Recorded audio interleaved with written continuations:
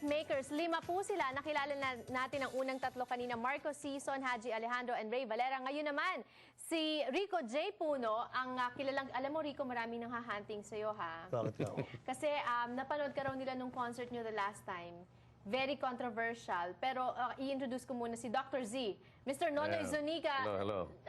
Dr. Z, last time you weren't able to join them, no? Yeah. Oo, kasi busy ka. Sabi nga So, ni Haji, may Bago- mga nilalakad ako. Oo. So what are you looking forward to the most na na-reunite ka sa kanila? I'm excited.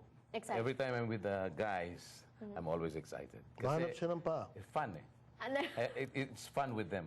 You know? Ayan. All right. It's a different set of people. Rico J. Puno and Nonoy Zuniga, if you have questions for them, bukas po ang aming mga linya ng telepono so you can call and talk to them. Rico, my first question, after your concert, ano ba yan? Hindi, titingnan ko lang. Akala ko nag-strip ka na dyan. Nakikiliti ako. Yun, Ang ganda mo ngayon, last Ginal. concert, marami ang tumawag, nag-email sa amin because you promoted here, no? And I think some of them didn't like the way the jokes were said. Some of them got offended daw, na medyo green daw masyado. Oo nga. Anong comment mo? Ang dami nanonood eh. Gusto nila eh. Parang pagka... Gusto nila yung ano... Ako ayoko na nga pinag-uusapan yung sex, gano'n. Kaya lang, pag nakikita nila ako, parang katawan ko lang gusto nila. Parang gano'n. So kung ikaw masunod, ayaw mo na. Hindi, lagi naman gano'n. Yun. But the thing is, if I don't say anything, minsan, they look for it naman. Parang gano'n. So you're the parang comedy aspect of the group. Comedy/bastos aspect of the group? Hindi. Pagka sinasabi kong kamukha ako ni John Lloyd Cruz, parang ayaw lang maniwala, gano'n. Pero actually, parang kamukha, di ba? Parang medyo nga Parang siguro. medyo. Oo. Hindi ko masyadong makita ngayon. Pero siguro pag nasa stage ka, makita ko. Can I add something to that? Yes. Si Rico J, pag hindi siya ganon, pag hindi siya yung what he is now, yung humorous and sometimes talagang bastos, no? As others may say it.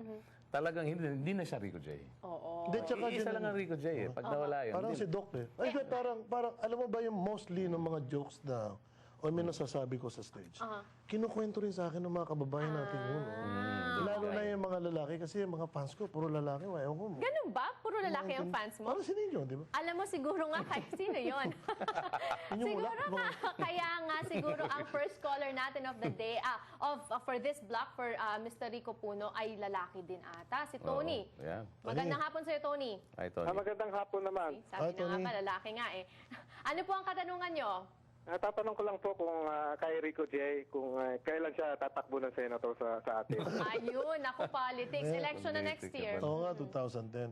Tony, ako'y laging kasama ni Mayor Binay, kasi tatakbo yun for president, pero nagsabi na siya ng vice. He will give way. Oo. Ako naman, 9 years akong councilor sa Makati, yung anak ko ngayon ng councilor, baka Congress. Baka Congress. Ganun. Kasi So, first filing of district. candidacy November. November, Oo. oo, So, nag-iisip, baka ba or ano, 90% sure almost? Sure na yun. Congress saan? Sa Makati. First district, Tony, tiga saan ka ba?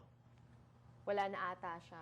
Ayan. Kung si Rico ang laughter aspect of the group and yun nga, medyo bastos aspect of the group, ikaw naman, Dr. Z, what do you contribute to the group? Kasi last time I watched them, you weren't there. I provide the dancing aspect. No, I'm just kidding. Sa kanya, kinukuha yung bastos ng mga image. Kasi, Ganon. alam mo si Nonoy Zuniga, yung mga girlfriend niyan, parang medyo nagrereklamo after mag-break up sila. Masakit na katawan. Sumasakit ang katawan. Sumasakit ang katawan. Naku, we'll talk about, bakit? Kasi Bakit daw? pagka, halimbawa sa gabi, sabihin niya sa babae, pakisampa mo nga ako. Parang ginaganon yun. Parang ganon. Ang sakit ng katawan niya. Naku, sana po walang nanonood na parental guidance po tayo ngayon at nasa bisita natin si Rico Puno. But Noemi is on the line. She wants to ask Dr. Z a question. Hi, Noemi. Hi, Janelle. Yes.